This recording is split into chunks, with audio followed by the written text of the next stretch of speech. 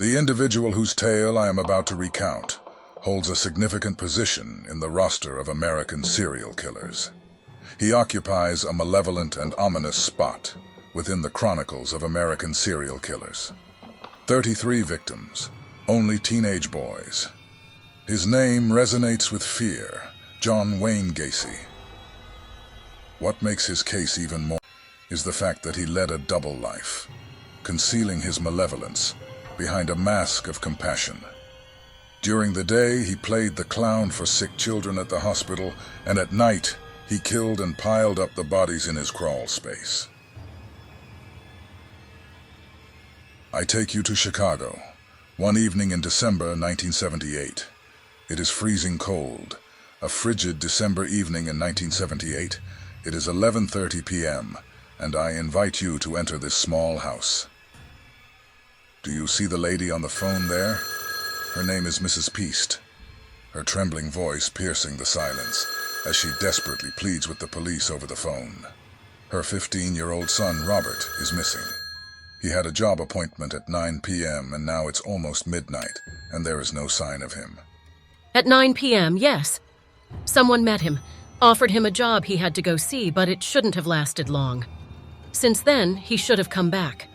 He has a construction company. I believe we are at the beginning of the end of this story. It is midnight. A patrol car comes to a halt outside Gacy's unassuming abode. Good evening, sir. We are looking for a 15-year-old boy named Robert Peast. Are you familiar with him? Robert? The young lad who occasionally works at the pharmacy? Is that who you're referring to? Why would you be asking me about him? The officer's gaze narrows, suspicion hanging heavy in the air. Robert's mother claims he had a job appointment with you tonight. Yet, she hasn't heard from him since. Can you shed some light on this? Job? I assure you, officer, I never offered Robert a job. Never. Sir, sorry to have bothered you. Except that this guy is John Wayne. First, he has a heavy criminal past, and even very heavy. And secondly, he is a local star. The admirers of the character obviously have never heard of the other side. The cops, on the other hand, have read both chapters. I will give you a portrait of the character in a moment. Time is of the essence. We're on the hunt for a 15-year-old boy. Are you absolutely certain you never offered him a job? No. As I already mentioned, I never did. Mr. Gacy, we need to document all of this. Could you accompany us to the police station? When? Tomorrow morning? No, tonight. Right now. We can all head there together once we reach the car. All right. I'll get ready and join you in the car as soon as possible. I'm on my way. Can you believe it? Gacy shows up at the police station 4 hours later, disheveled with untied shoelaces and rumpled pants. And then the police say, we need to return to his residence. This man with his troubled past, they insist on going back there immediately.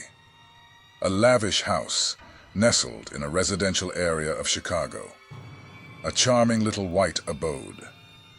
The police meticulously search every nook and cranny, desperately seeking young Robert Peast. However, as expected, he is nowhere to be found. Good evening, Mr. Gacy.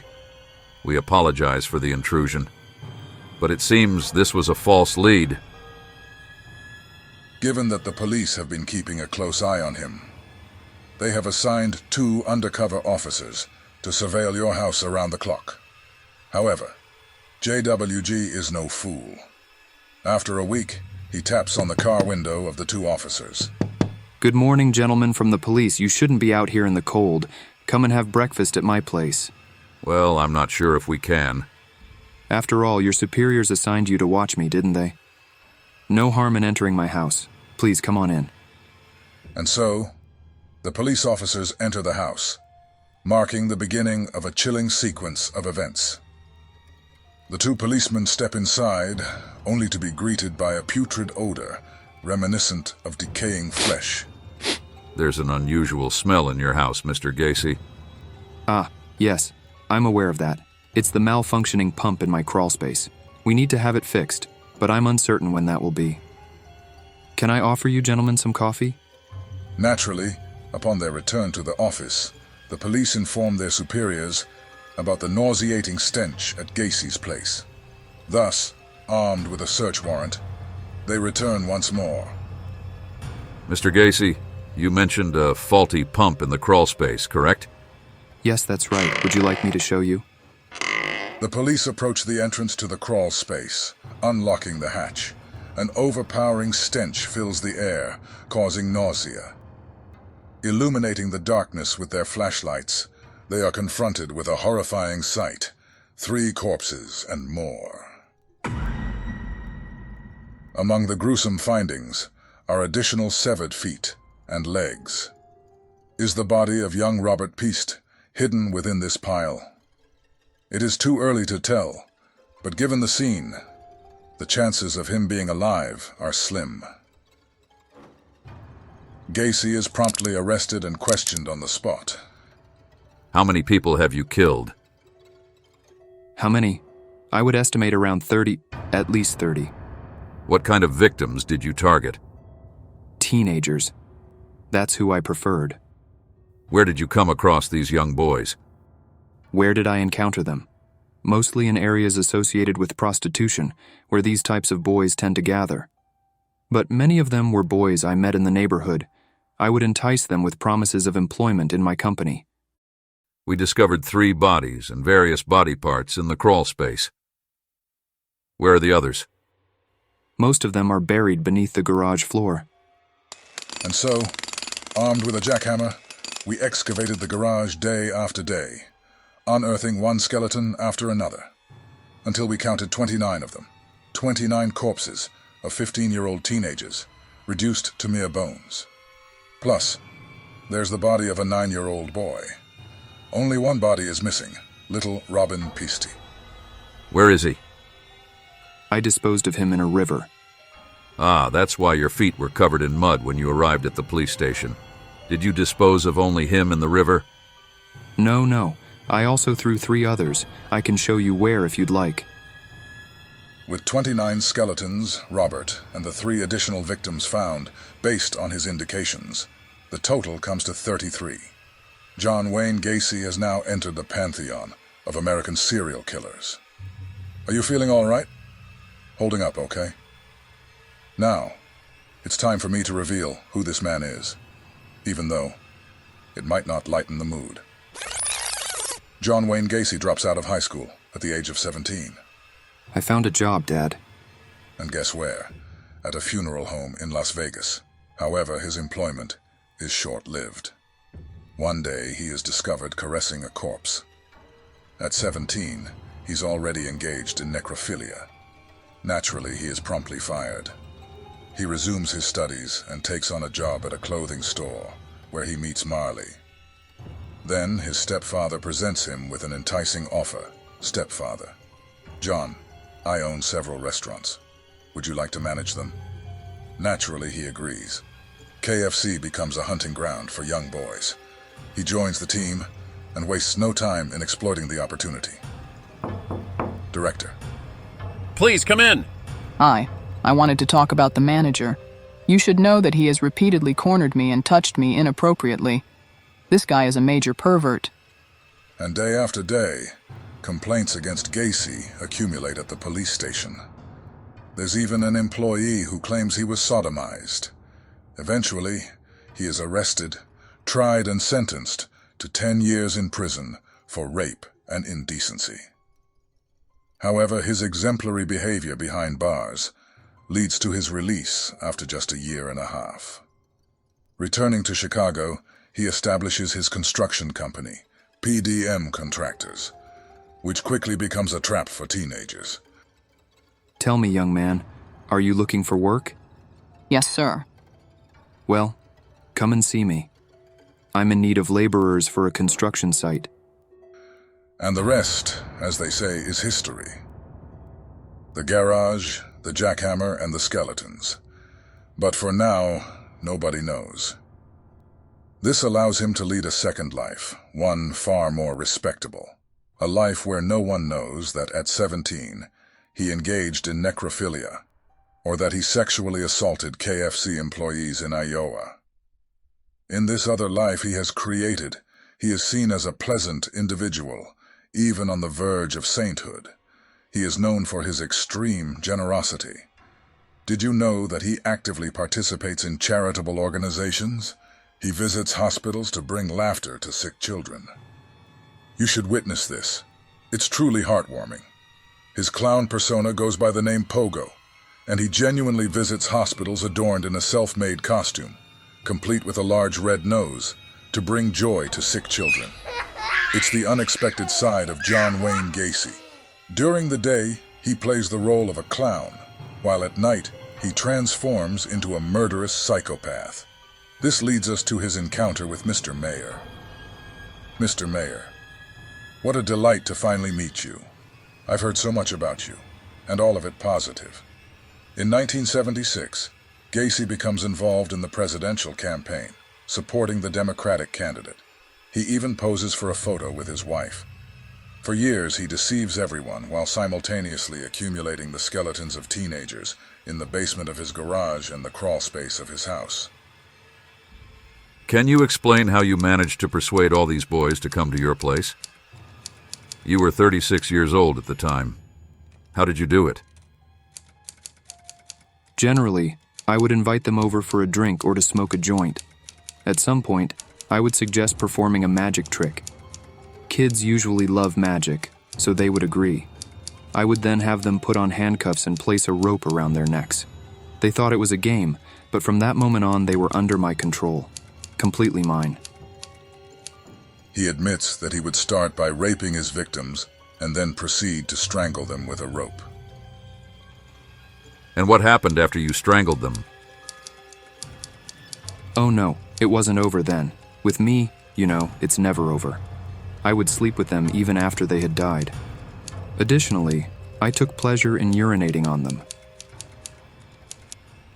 Since Gacy's arrest, visiting his house has become a morbid trend in Chicago. Numerous people parade through it all day, giving it an atmosphere reminiscent of Disneyland. One impressive aspect, which is understandable, is how well maintained the house appears. The lawn is impeccably trimmed, and the American flag flies proudly at the entrance. The contrast between the horrors that occurred inside and the outward appearance leaves people conflicted.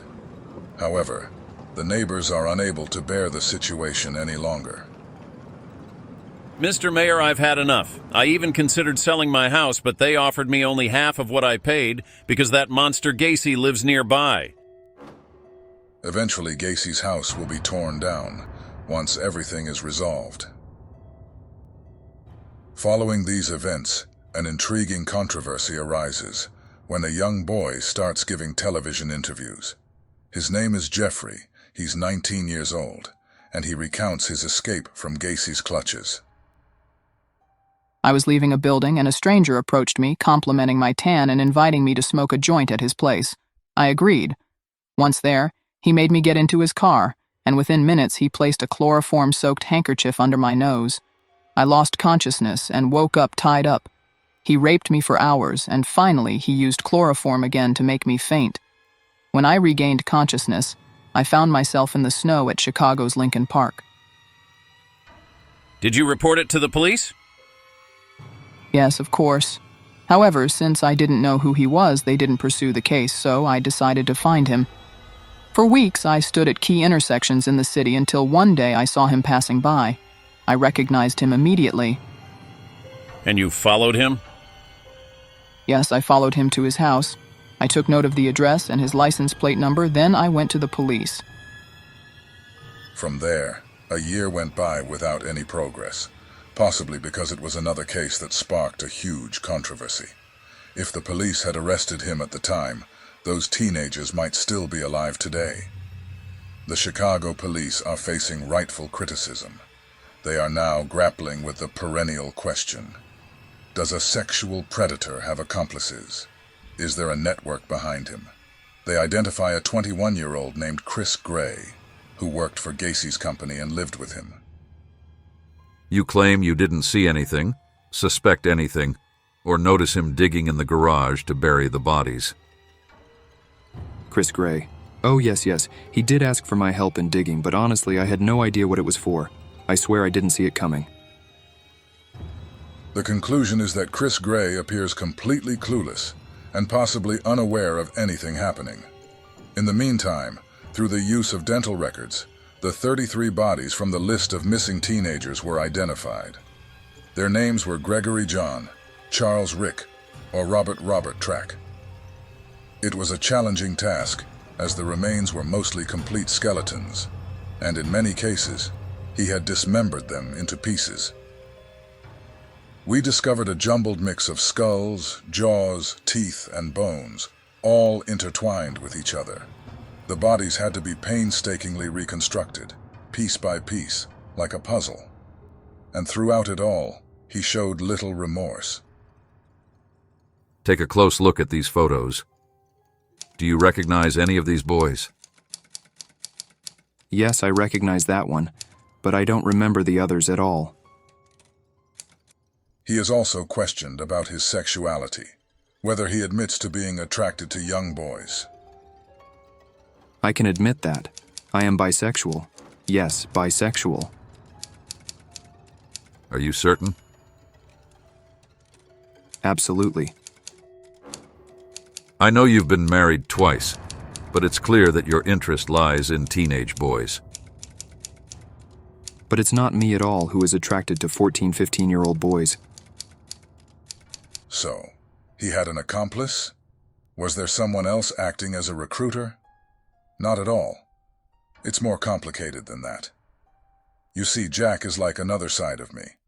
And it's him, Jack, who is attracted to boys. John Wayne himself is not attracted to young boys. But Jack cannot resist it. This is a common narrative among psychopaths. They invoke a split personality to justify their madness, and it provides an opening for his lawyer. They will attempt to portray him as someone suffering from a mental pathology that doesn't fully coexist with his other persona, suggesting that he cannot be considered entirely responsible for his actions. The psychiatrists examining him are well aware of this tactic. I am socially and worldly calm, but on the other hand, I am an alcoholic cannabis user who has failed in marriage and becomes a sexual predator at night, according to you. Doctor, he is affected by a mental disorder that does not completely coexist, so he cannot be considered fully responsible. The point is, we could, refrain from judging him. But let me tell you, public opinion has already made its verdict, and it is without appeal. Indeed, he was sentenced to death, a fitting punishment. He must be permanently removed from society, and in Illinois at that time, the electric chair was the chosen method. The trial of John Wayne Gacy began on March 25, 1980, in Chicago, and it was no easy task to select the jurors. The judge faced great difficulties. We couldn't select them publicly.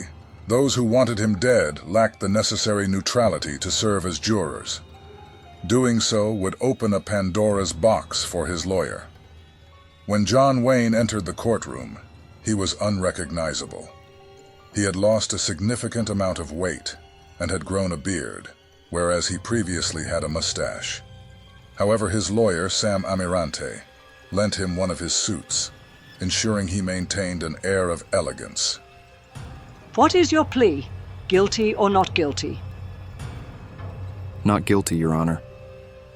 I did not kill these people. I was a victim of unfortunate circumstances. He initially acknowledged the facts, but now he's backtracking. But then, sir, who committed all these crimes? Who killed these 33 teenagers? Listen to me. I was always working. I was never at home, and many people had keys. They could have come to my house and buried all these bodies. And you were completely unaware? You did nothing? I am willing to admit that I killed 5, but no more. And even in those cases, like in 72, it was a fight, and the boy fell on my knife. I never intended to kill him. I swear to you. Needless to say, Among the jury, no one believes him. Killing one person may be plausible, but 33. These were not 33 accidents, 33 kids who coincidentally fell on his knife. At some point, it's natural to wonder about the reasons behind his boundless perversity. We conducted an investigation into his background, and it's confirmed by multiple sources that John Wayne Gacy was a victim of extreme violence from his father during his childhood. Furthermore, we have evidence that he was also subjected to rape by a family friend from an early age. Can this influence the judgment? Probably not, because what becomes evident from the discussions is the calculated manner in which he committed the murders. And in this regard, the prosecutor holds the upper hand. Prosecutor: You always plan it meticulously, Mr. Gacy. Ensuring there are no witnesses is a clear indication of premeditation. Moreover, when you were apprehended, your statements during interrogations clearly demonstrated that you were aware of being caught by the law.